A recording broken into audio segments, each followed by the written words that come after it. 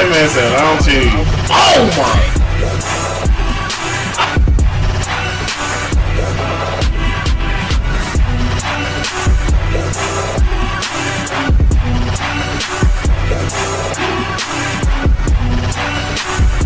YouTube, yeah, what's good with y'all, man? It's KangDooms. So the MyTeam courtside report has dropped today in 2K. It's currently live right now.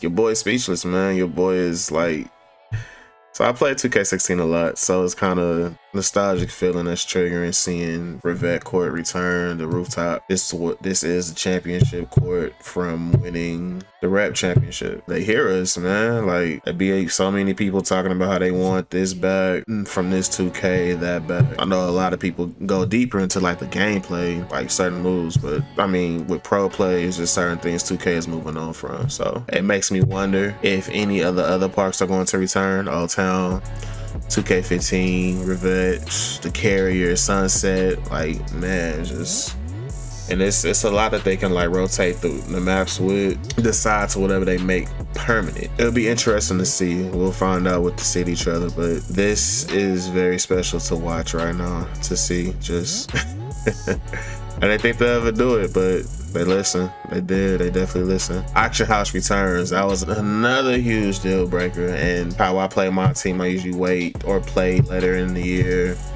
It just depends on how things is going into my player side of the game, if I'm having fun with that or not. With the Auction House coming back, I do see myself playing this a lot earlier. It was more difficult dealing with how my team was in 24 because you couldn't get the team that you want, and the removal of the Auction House does that.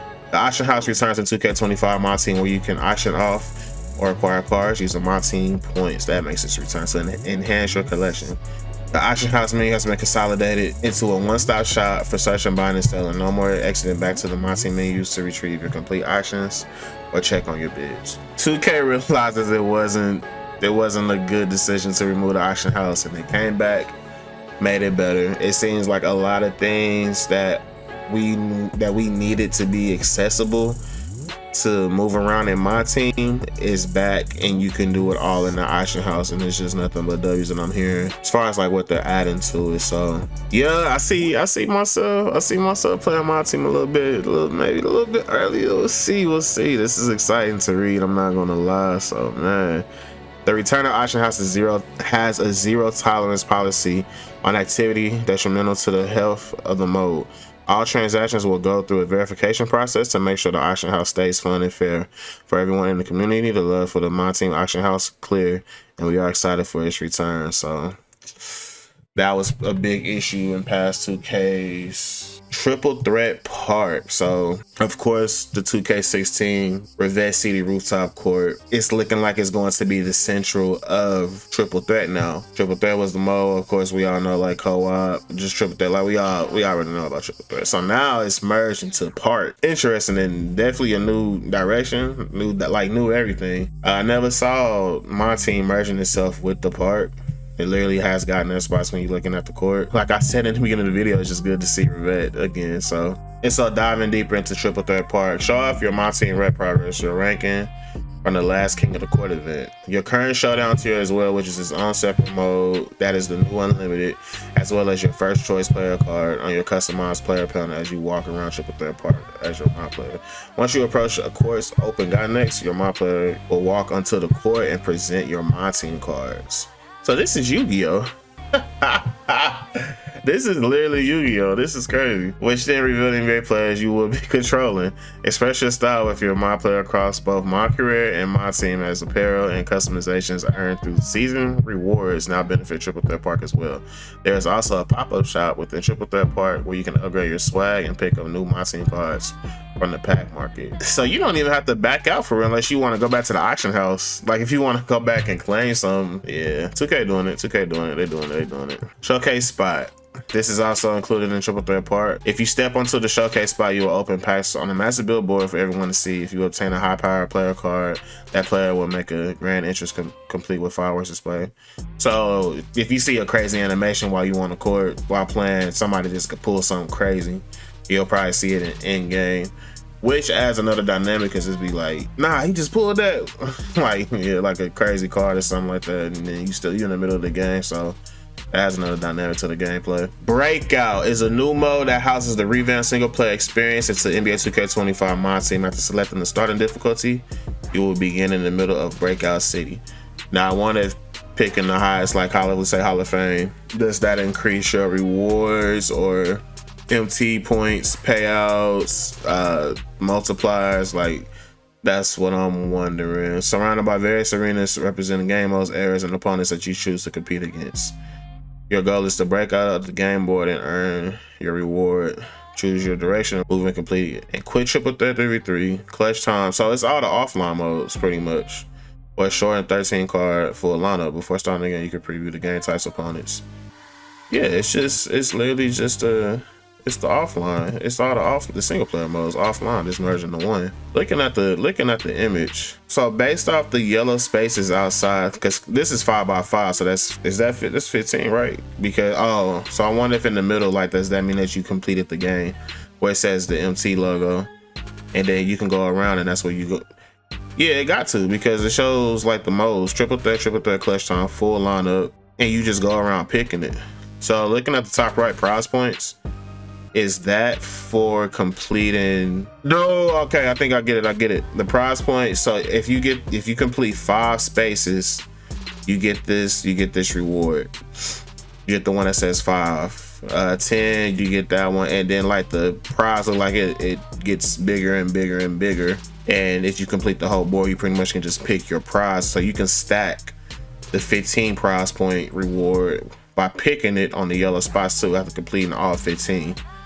Now, to what they were saying, where it's lit up on full lineup to the far middle left, they can complete that and then go left and you're done with breakout and you get whatever, I guess, whatever you put in for it. This is definitely gonna be the grind mode. I know Jimmy's definitely gonna be here for sure, because this is literally what he grinds. So I would assume that the rewards is really good. We'll see. It doesn't show you what you'll get, but it shows you objectives too. I'm pretty sure so breakout looks, I'll say it looks rewarding. It depends on what you get out of these prize points, and if you get anything for completing the games and all the objectives. That's what it comes down to. Showdown is a new head-to-head multiplayer mode in 2K25 that draws inspiration from the competitive modes of previous MyTeam years and will be replacing Unlimited. Wow. So it's just look like it's just a new name. Games are played with 13 card full lineups, 4-minute quarters. The core of this mode is a progression system across 15 tiers, where the primary goal is to win and get promoted. You will start at tier 15 and work your way up to tier 1 as you stack up wins as an extra incentive. If you go on the win streak, you will earn extra progress up the ladder. Losses will count against you, but there are checkpoints built into each tier to protect your progress.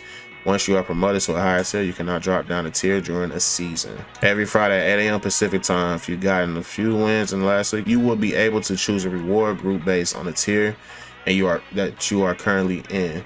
Getting even more wins each week will upgrade these reward selections. There are also rewards that are refreshed each season that can be earned immediately. As you reach those milestones, at the end of each 6-week season, you will drop a number of tiers based on where you ended the season, offering a fresh challenge the next season without starting from scratch. So if you put in the work, you're going to be in the high tiers all the time, which is good, because the higher the tier you're in, the more rewards those weekly packs will be. Showdown features an improved leaderboard that only considers games played between tier 1 players. So you only can get ranked on the leaderboards if you're a tier 1 player.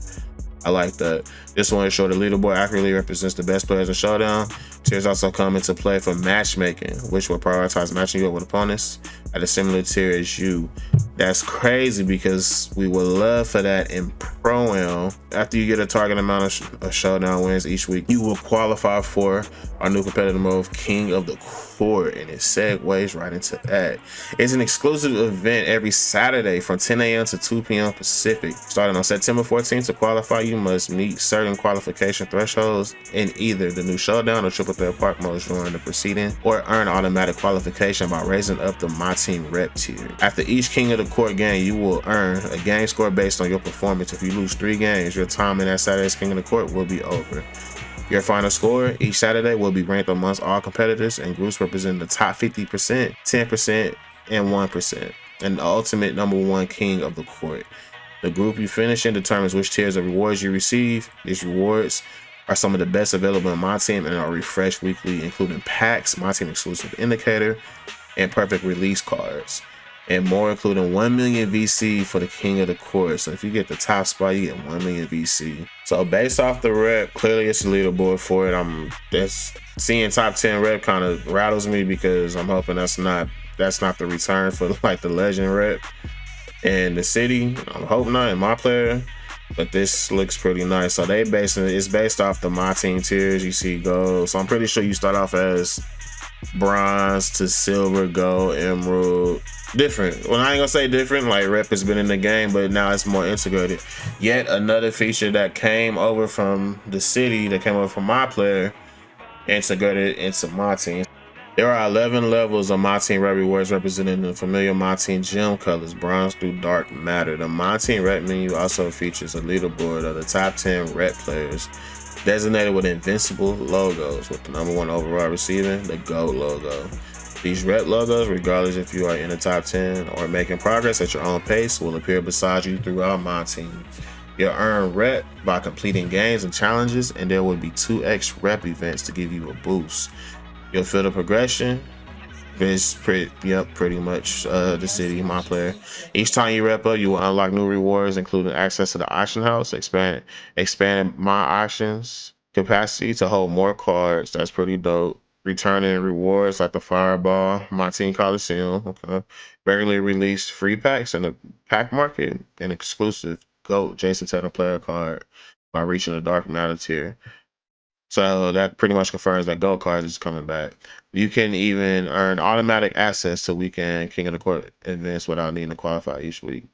So that's going to be very valuable for the King of the Court for that milli VC. Like you just get that sound like us in the city getting to like it used to be what 92 overall, so you ain't got to do the workouts no more. That's what that sounds like. That's what I'm comparing it to.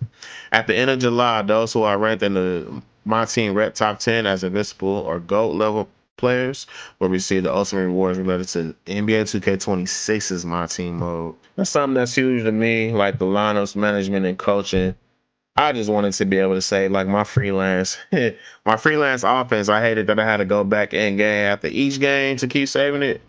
So hopefully it's different now. Legend badges, the new tier badges above Hall of Fame are available in my team. Some of the Hall of Fame badges, legend badges skip the bronze, silver, gold progression typically required when adding badge cards to players. So it's just legend is the new Hall of Fame. You get a legend badge, it goes straight to it. You don't have to build it up from bronze, silver to gold. Get it. Shoe boost cards have been replaced with takeover cards. Customize your shoe cards with any of your own takeover cards, and you put shoes on each player card to customize which takeover and takeover abilities it has access to. Some coach cards you may now some coach cards may now boost both your lineups badges and attribute ratings, look for more powerful options throughout the year. Collector challenges now primarily count cards that are locked in.